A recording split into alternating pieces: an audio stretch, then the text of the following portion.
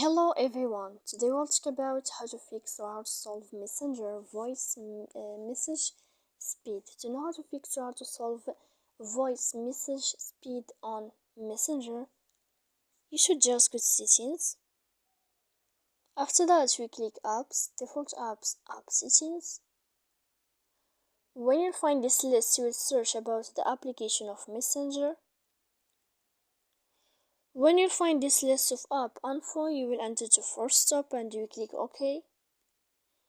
Here we'll go to click storage.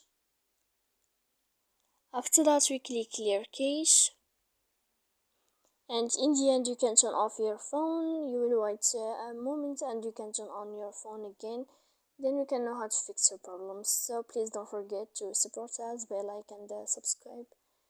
See you next time in another video, and thank you for your attention and your watch.